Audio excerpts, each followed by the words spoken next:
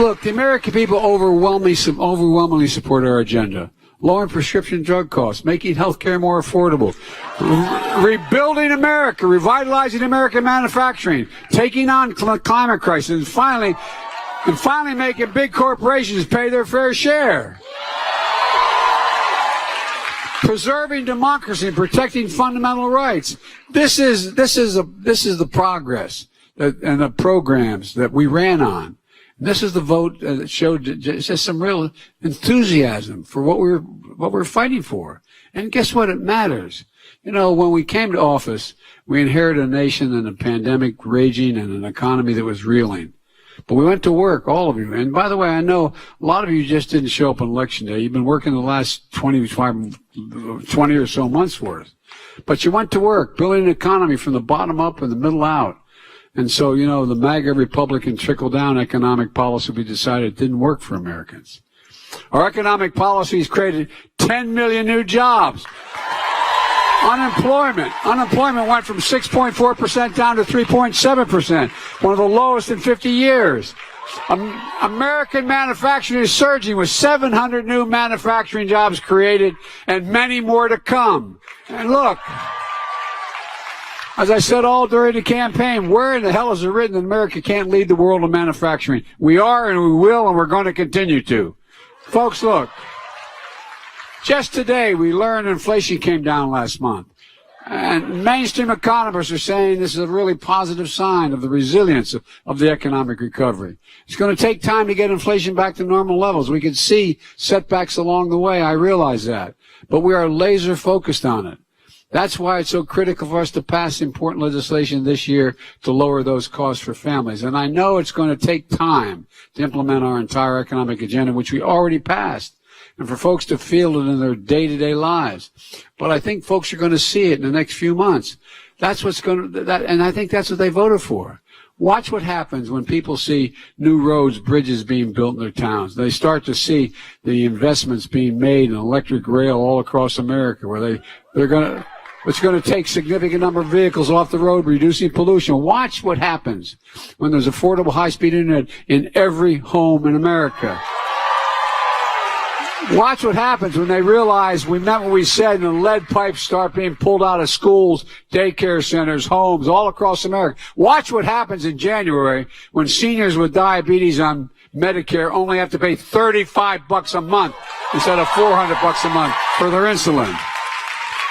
Watch what happens when big corporations in America start to pay their fair share. And by the way, a 15% tax, isn't that terrible? You all pay more than that. Look, but in 2020, the 55 largest of the largest corporations in America paid zero on $40 million in profits. Those days are over.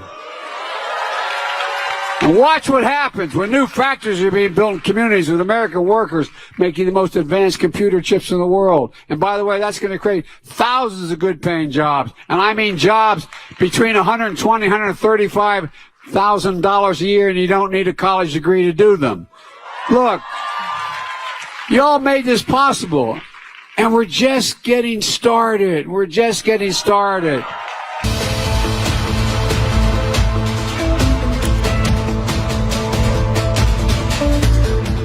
Certainly, Senator Kennedy. Mr. Chairman, I think you mischaracterized my questions. Oh, no, sir. I wasn't referring to you at all. I'm glad to hear that, because my questions of the judge were, and I never got an answer, did she agree or disagree with the recommendations? Senator, I was not referring to you at all. You've asked that question, and most nominees have given the same answer as these nominees, but it's your right to ask that question. And so I was referring to this so-called report involving the Supreme Court. I was too. And if you have a second round, I'm going to ask it again. Well, there's no plan. Does the judge agree or disagree with the recommendations? Senator, I'm not really interested in how many lawyers can dance on the head of a pin. Senator, I'm just interested in hearing whether the judge agrees or disagrees. Senator, you're doing the same thing that we've done when the tables were turned. Try to get these nominees to say what their personal views are, and most of them think it through and believe that they can't do that, and it makes them sound as if they don't have a personal Well, view. Mr. Chairman, I think that's the purpose of the Judiciary Well, you're Committee. entitled to your opinion. Let me just finish my thought. I'm entitled to my opinion. I mean, we're confirming these nominees for lifetime appointments. They're not elected. You don't think it's relevant what they believe? I think you create a problem for them that jeopardizes their role as judges. When I just ask them what they believe? May I finish my thought? Certainly, I apologize. Okay, thank you very much. I think that they understand that if they start expressing their personal views, as Ms. Chung has said repeatedly, it's a forecast of the future, and they're trying their best to say law, facts, precedent, and stick with it. And I think that's what we expect of judges. Well, I just disagree, Mr. Chairman. I think people's personal beliefs, have they thought about the world? Have they thought about the issues that are central to American democracy?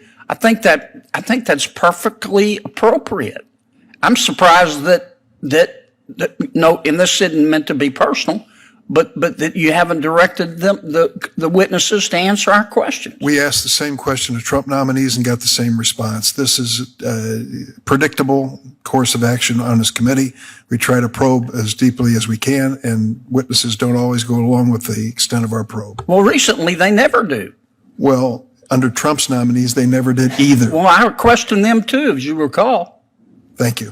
Mr. Chairman, can I just, since I think that last back and forth was directed implicitly at me, I think you factually misstated the record, though. And maybe I'm wrong. Let's get this straight, because can I just, Sure.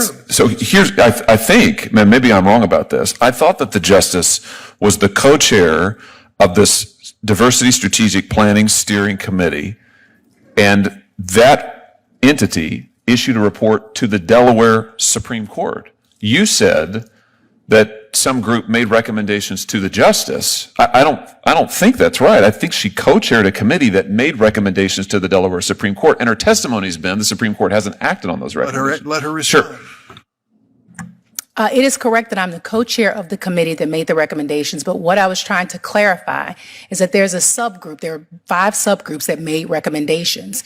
During those deliberations, the co-chairs, myself and the Chief Justice, did not make recommendations. We did not identify specific recommendations for people. We didn't strike down recommendations for people. We didn't say, yes, we like those. No, we don't like the other ones. We allowed the subcommittees to create their own recommendations. We didn't change the recommendations at all as they went into the report. And those recommendations went in as is to the Supreme Court. And as the entire Supreme Court, our analysis as the Chief Justice and myself would be with the rest of the Supreme Court. Understood. My only point, Mr. Chairman, is, and I think what I heard Senator Cruz's question, I can't speak for him, I'll just speak for myself. My point is that the justice co-chaired the panel. I think it's reasonable to ask her about the content of the report that they made. And if she doesn't want to answer the questions per your exchange with Senator Kennedy, that's fine. The suggestion is she's dodging the question, how much more explicit can she be? The presumption seems to be that she wrote the recommendations, and it's clear she did not. She said it repeatedly, and you won't accept it. That's just a fact. And so it is an unusual situation, but best I can determine, she gathered the information and passed it along without a vote of approval or without any scrutiny on her person. But, Mr. Chairman, I just respectfully disagree. I don't think that's not what I asked the witness. I asked her, does she agree or disagree with the recommendations? Forget the report. That's another question, Senator. But I never got an answer. Oh, and I don't think you would from a Trump nominee either. But we don't have Trump. I pressed a lot of Trump nominees, as you well know, and voted against a bunch of them. And they helped kill 4 or 5 that I didn't think were qualified. But I don't agree with your revisionist history, no disrespect, in the last 10 minutes. I asked the witness 4 or 5 times, do you agree or disagree? And I didn't get an answer. Now, you can call that dodging the question. If you want to, that's a little pejorative to me, but I never got an answer, and I don't think that's inappropriate for me to ask. That's the issue. Senator, by virtue of your position on the committee, you're entitled to ask what you wish. And I'm glad you had that chance.